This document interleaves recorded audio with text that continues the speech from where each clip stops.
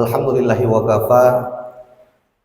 Wassalatu wassalamu ala ibadihi alladhina istafa wa ala alihi wa ashabihi ahli sidqi wal wafa, amma ba'du. Para jamaah sekalian, calon-calon penghuni surganya Allah yang saya muliakan. Di dalam kitab At-Taqrirat As-Sadidah fil Masailil Mufidah, Nabi Muhammad sepanjang hidupnya melaksanakan 9 kali puasa. Kulluhan nawaqis illa wahid. Semuanya 29 hari kecuali satu. Satu dikerjakan sebanyak 30 hari.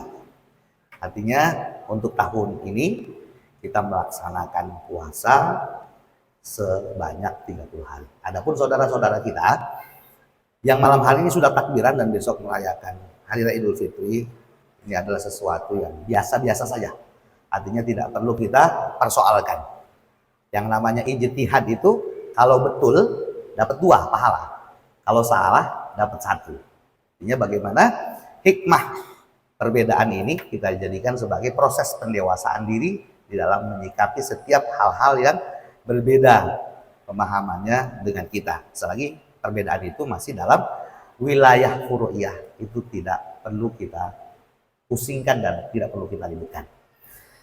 Jamaah sekalian yang dimuliakan Allah Subhanahu wa taala, kalau Al-Fakir menukil dari bahasa Gahlil Gibran, salah seorang sastrawan, meskipun dia beragama Nasrani, pernah menulis sebuah novel percintaan, judulnya Ad-Dum'ah Wabtisamah.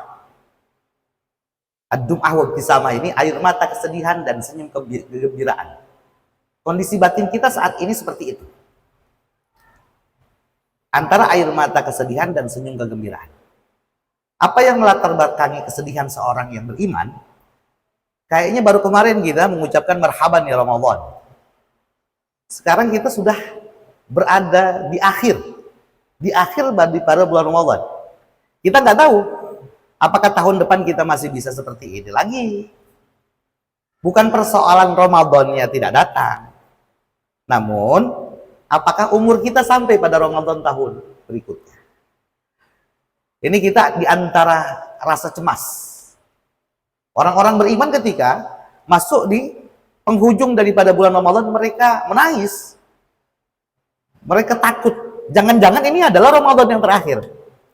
Kita merenung sambil berdoa kepada Allah, ya Allah, jikalau memang ini adalah Ramadan yang terakhir untuk hamba, hamba mohon ibadah-ibadah hamba. Di bulan Ramadan ini, puasa di siang harinya, malamnya kita hidupkan dengan qiyamul lail, baca Al-Quran, i'tikaf, sedekah dan sebagainya. Terimalah ya Allah, ampuni dosa-dosa kami. Itu yang menjadi harapan setiap orang yang beriman. Tentu, ketika kita ditanya apakah kita ingin menjumpai Ramadan tahun yang akan datang, pasti semuanya kita menginginkan.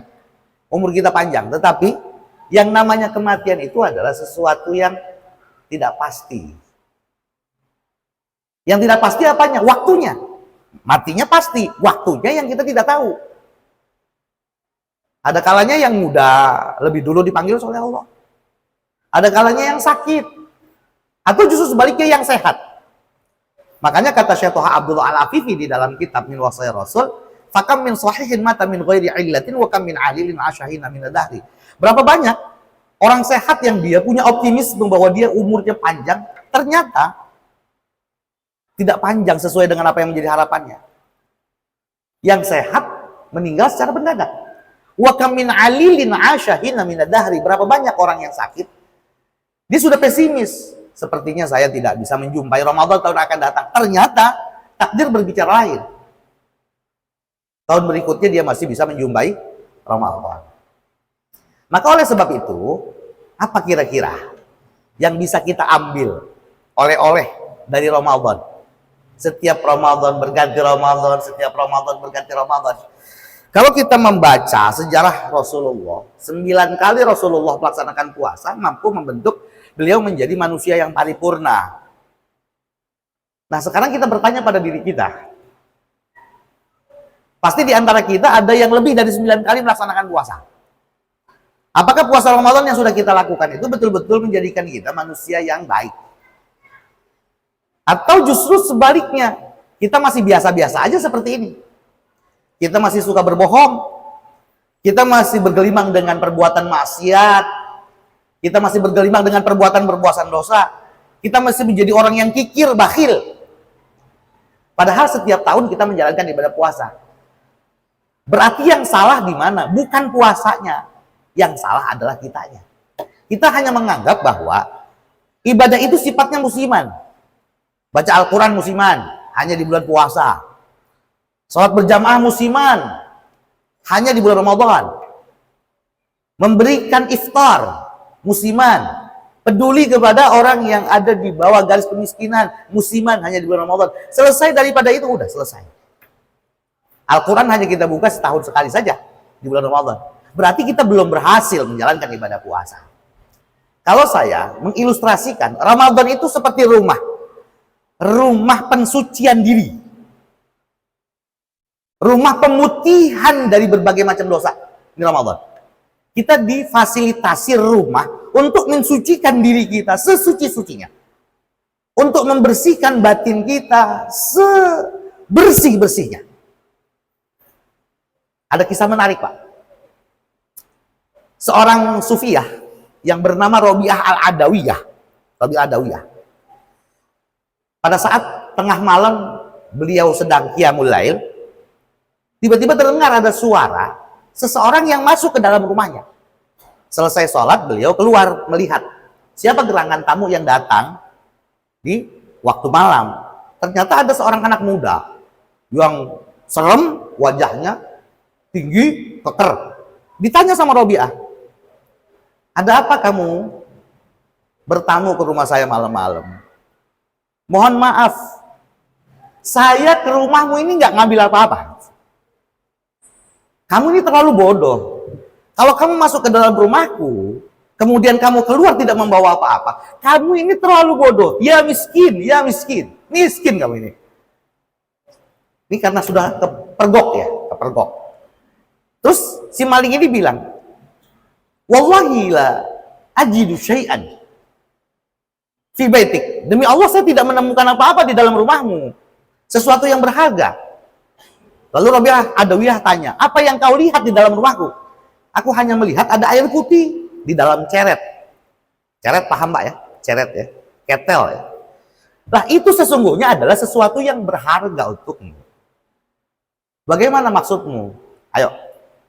Dituntut maling tersebut, kemudian diajarkan wudhu. Diajarkan wudhu. Kamu wudhu.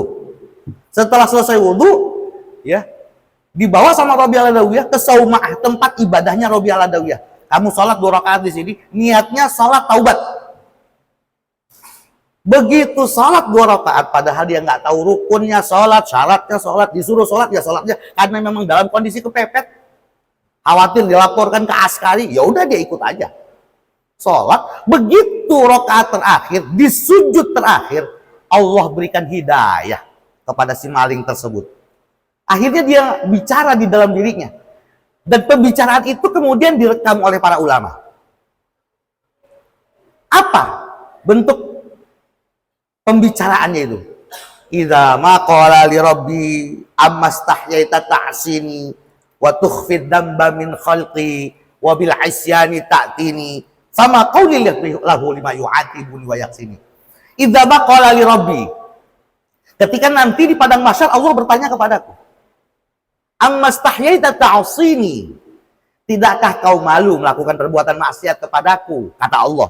Itu jadi dia berbicara sendiri. Wa tukhfi dzamba min khalqi, selama ini kau sembunyikan dosa-dosa di hadapan manusia-manusia yang lain, sementara di hadapanku tidak ada sedikit dan sekecil dosa pun yang luput dari pandanganku, kata Allah. Jadi dia membahasakan bahasa Allah. Fabaqali lahu lima yu'atibuni wa yaksini. Argumentasi apa yang aku bisa berikan kepada Allah Subhanahu wa taala? Robiah Al-Adawiyah ternyata di luar itu berdoa kepada Allah, ya Allah, ada seorang anak hamba, anak manusia yang masuk ke dalam rumahku, tetapi dia tidak mendapatkan sesuatu yang berharga sedikit pun di dalam rumah ini. Saat ini aku tuntun dia di depan pintumu, ya Allah.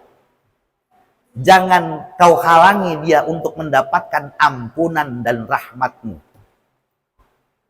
Begitu menjelang sahur pagi, Rabi Adawiyah masuk ke saumaahnya, ditanya, bagaimana malam harimu? Apa kata laki-laki itu? Dia menangis, wallahi, sampai dia bersumpah 3 kali atas nama Allah. Saya belum pernah mendapatkan ketenangan jiwa sebelumnya seperti saat ini. Kamu sudah mendapatkan sesuatu yang berharga dari dalam rumah ini. Sudah, Tuhan, sekarang kamu pulanglah. Keluarlah dari rumah ini. Menurut cerita, orang tersebut yang tadinya penjahat, yang tadinya garong, maling, pencuri, ya, orang yang melakukan maksiat apapun, udah dia lakukan, menjadi seorang waliullah, wafat dalam keadaan husnul khatimah, dalam keadaan baik. Jadikan itu ada, jadikan Ramadan ini adalah rumah untuk mensucikan diri kita dari dosa-dosa 11 bulan yang kita lakukan sebelumnya. Betul-betul kita bertaubat di bulan ini. Begitu nanti keluar dari Ramadan, kita membawa sesuatu yang berharga dari Allah. Makanya terakhir saya tutup dalam hadis Tabarani, meskipun kalangan orang-orang Wahabiyun mendoifkan hadis ini, tetapi jangan melihat dari satu sudut pandang, ya. Ini yang meriwayatkan Imam At-Tabarani. Imam At-Tabarani dikenal oleh para muhaddisin adalah pakar hadis yang betul-betul diakui keilmuan hadisnya. Nanti begitu pagi hari, besok hari Sabtu nih, itu malaikat-malaikat disuruh turun sama Allah, berbaris dari depan rumah kita sampai masjid sini. Mereka itu menyambut kita untuk datang ke masjid. Dan mereka berkata, yang bisa mendengar cuman bangsa hewan-hewan. Manusia dan jin tidak bisa mendengar bahasanya malaikat. Apa kata malaikat? Wahai manusia, kalian diwajibkan untuk puasa, kalian puasa. Kalian diperintahkan untuk qiyamul lail, kalian lakukan. Saat ini adalah yaumul ijazah buat kalian. Hari pemberian hadiah dari Allah untuk kalian. Dan di langit saat ini, para malaikat-malaikat pun merayakan hari kemenangan kalian yang disebut dengan yaumul ijazah. Ini nanti malaikatnya. Jadi hadiah yang Allah berikan kepada kita adalah sesuatu yang begitu sangat besar. Kapan? Besok malam. Maka ujian yang paling berat di bulan Ramadan itu di bulan-bulan akhir. Sudah kita fokuskan, anggap bahwa ini adalah Ramadan yang terakhir untuk kita. Betul-betul kita taubat kepada Allah. Berharap kalaupun ini dijadikan Ramadan yang terakhir, kita minta ibadah yang kita lakukan diterima sama Allah, dosa yang kita lakukan diampuni sama Allah, biar kita kembali kepada Allah dalam keadaan bersih, suci, sebagaimana pertama kali Allah tiupkan ruh itu ke dalam jasad kita.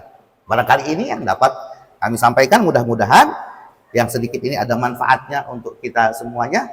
Selamat merayakan Hari Raya Idul Fitri, dan mudah-mudahan puasa kita di tahun ini diterima oleh Allah Subhanahu wa Ta'ala. Keluarnya kita dari Ramadan, sebagaimana proyeksi besar daripada puasa adalah membentuk manusia-manusia yang bertakwa. Predikat itu bisa betul-betul kita raih. Wallahul muwaffiq ila aqwamit thoriq. Assalamualaikum warahmatullahi wabarakatuh.